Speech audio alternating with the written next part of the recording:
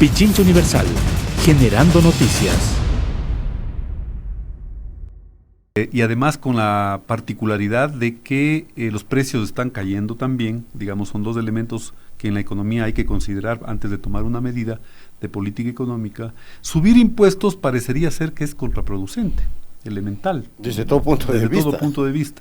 Entonces ahí también me suena, digamos, una inconsistencia bastante compleja, ¿no? Es decir, si la idea es recaudar más en un proceso recesivo, lo que hay que hacer es tratar de reactivar la actividad económica, ¿no es cierto?, de alguna manera que permita más bien aumentar la base impositiva mediante el crecimiento de la actividad económica, no contraer más la actividad económica y sobre esa contracción gravar más digamos, al contribuyente. ¿Qué es lo que sucedería si se incrementa el IVA en 3 puntos? Claro, más o menos. Para ser mucho más claro. Claro, ya. Efectivamente. Y en general, digamos, toda política impositiva, digamos, es definitivamente procíclica, ¿no? En este tipo de impuestos que son indirectos, ¿no? Claro. El IVA es indirecto. Claro, claro. Entonces, ahí veo yo una segunda inconsistencia con respecto al discurso, digamos, ¿no es cierto? Es decir, o necesito recursos o no necesito recursos. Correcto. O la situación de la economía está en una situación, digamos, está en un ambiente recesivo, en un ambiente crítico, y por lo tanto yo tengo que buscar herramientas que permitan reactivar la economía y no más bien agravar la situación crítica de la economía, ¿no es cierto? Entonces me parece que ahí hay elementos que me parece que son que advierten, digamos, inconsistencia en el ejercicio de la política pública y que llamarían, digamos, a cuestionar en su contexto. Y se puede decir que son contradictorios en cuanto a lo que se percibe. Claro, claro. No, son inconsistentes y contradictorios. Claro. Y un tercer elemento que me parece que es importante considerar es las asimetrías, ¿no? Es decir, uno debería, en economía uno aprende que lo que hace ahora tiene efectos mañana y lo que va a hacer mañana tiene efectos pasado mañana. Entonces, en esa circunstancia yo diría que cuando uno, digamos, emite un paquete de medidas de política económica, debería considerar justamente esa consistencia. No quiero utilizar un término que sabemos utilizar los economistas, que es intertemporal, ¿no es cierto? Me voy a tratar de explicar. La simetría o asimetría en las épocas de auge y en las épocas de recesión. Me voy a tratar de... A ver, tuvimos 15 años o 10 años de gran crecimiento económico y en ese crecimiento económico hubo ganadores, definitivamente. Bueno, y están claramente identificados los sectores. Claro, efectivamente. Y resulta que en la época recesiva... Igual.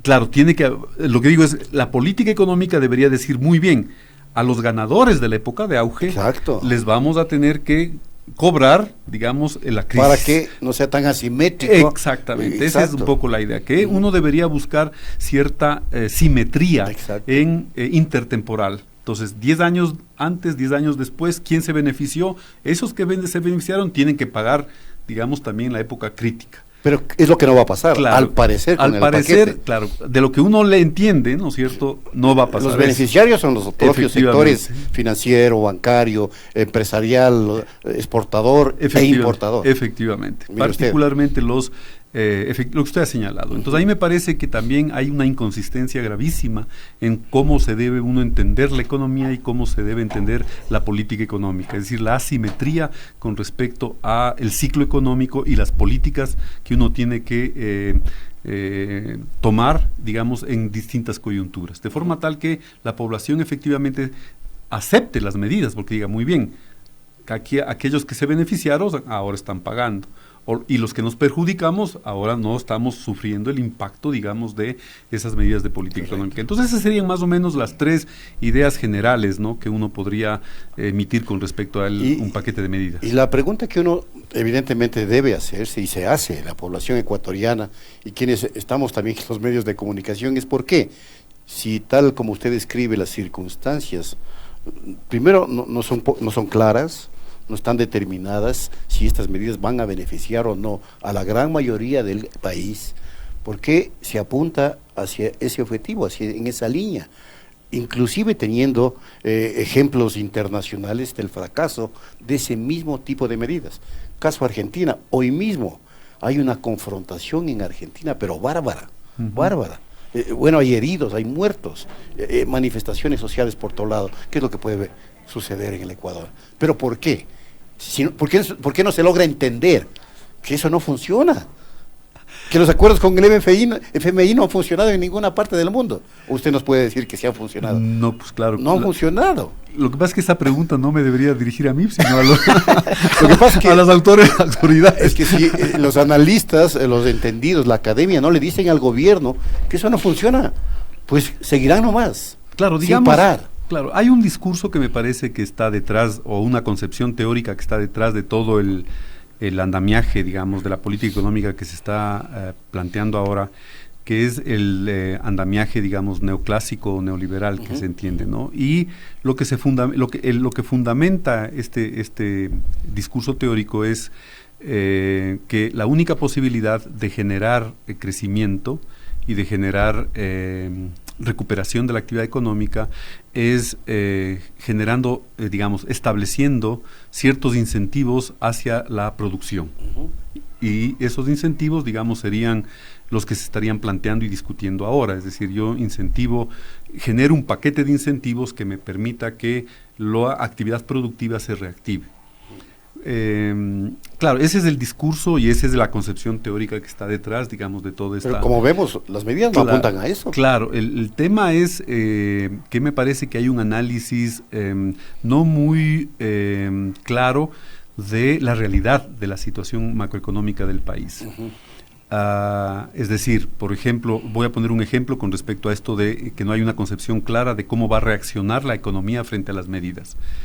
Los economistas tenemos un concepto que debería ser muy utilizado para la toma de medidas de política económica. Y este concepto es, por ejemplo, la elasticidad. Por ejemplo, yo le voy a poner el ejemplo de la elasticidad de los tributos, ¿no es cierto? Entonces uno dice, a ver, yo voy a aumentar voy a poner el ejemplo concreto del país. ¿Qué hizo el gobierno con la remisión? ¿Cuál fue la pretensión del gobierno con la remisión? Bajo los impuestos y al bajar los impuestos reactivo la actividad económica. Entonces, ahí está suponiendo usted una elasticidad positiva, ¿no es cierto?, en donde yo digo, bajan los impuestos, los empresarios reciben ese mensaje, aumentan la inversión, aumentan el empleo y aumenta el crecimiento, ¿no es cierto? Esa linealidad, digamos, supone una elasticidad definida, positiva, pero, ¿no es cierto? Pero es hipotético. Exactamente. Entonces, los economistas nos ponemos, el trabajo de los economistas es calcular efectivamente esas elasticidades. Porque no solamente que no pueden ser necesariamente positivas o mayores que uno, sino incluso negativas, ¿no es cierto? Es decir, incluso lo que estamos observando ahora, por ejemplo, es que se hizo la remisión con esa expectativa y la inversión no vino. ¿No es cierto? Los capitales no se trajeron, la actividad económica no se recuperó, a tal punto que las previsiones macroeconómicas de crecimiento del PIB han tenido que revisarse hacia la baja. ¿Qué pasó? La elasticidad no funcionó como decía la teoría. No sé si está un poco claro. Yo creo que lo tengo claro. Claro, y en esa línea debe analizarse todo, la subida de impuestos. ¿Qué impacto va a tener la subida de impuestos? Y ahí nuevamente, en términos de demanda, ¿qué va a pasar? Si es que yo subo los impuestos, ¿en cuánto se va a contraer o no se va a contraer la demanda? Ahora, la idea es, yo subo los impuestos, genero recursos para el fisco gasta y el gasto del fisco me va a permitir sostener la economía. Y ahí hay todo un encadenamiento, ¿no es cierto? Permítame utilizar, de elasticidades, ¿no es cierto? Que supone que la economía va a funcionar de esa manera. Pero, claro, la lectura puede ser contraria, que la actividad económica se contraiga, la demanda se contraiga y eso obligue, digamos, a una recesión mayor y se profundice la crisis. Y puede, ya siga, ¿Qué es lo que va a definir un poco esto, ¿no? Me parece que hay dos elementos que deberían definir claramente. El uno, lo que los economistas también denominamos las expectativas que se tiene con respecto al futuro. A ver, yo soy un inversionista, veo que la producción está cayendo, veo que el desempleo está aumentando, veo que la demanda se va a contraer, ¿para qué invierto? Evidentemente, pero entonces está todo en contradicción con lo que el gobierno supone va a suceder con el paquete. Claro, y por eso digo, entonces, ahí vendría el segundo tema que yo podría señalar, que es, bueno, apostémosle a eso, pero firmemos una carta de intención, pues. ¿no es cierto?, con los empresarios. Y digámosle, muy bien, doctores. Que haya compromiso. Exacto, firmado. De jugarse, claro, de invertir, de arriesgar. Exactamente. De no ser solo prebendistas. Exactamente. Entonces, decir, muy bien, cambiemos la lógica de esas elasticidades y digamos, a ver, yo les reduzco el impuesto, les subo la política que sea, siempre y cuando haya un compromiso para traer los 30,000 millones de dólares que están afuera. Bueno, entonces, ahí sí se revierte la tendencia y efectivamente vamos a tener una reactivación de la actividad económica, pero con un compromiso explícito, digamos, ¿no es cierto?, firmado y público, que efectivamente les exponga a los empresarios, a los banqueros, también a los trabajadores, porque también se podría negociar. Que ahí podría haber evidentemente un acuerdo más equitativo, exactamente, más simétrico, más utilizando su misma terminología. Ahora, ¿a dónde se supondría que irían los recursos que genera el incremento de 3 puntos en el IVA? Que serían más o menos 1.500 millones de dólares, ¿no? Claro. Cada punto se supone que producirían los 500, 600 millones de dólares. ¿A dónde va a ir? ¿A inversión social? ¿O va a ir a ser capitalizado en el Banco Central porque quieren declararlo autónomo y tener una reserva internacional de 12,000 millones que nadie tiene para qué? Una ni o cómo, dos. Ni cómo, va a ir a pagarse, o va a ser para pagar la deuda o para cubrir el déficit fiscal, que no logran cubrirlo, pese a que esa es la meta principal del régimen.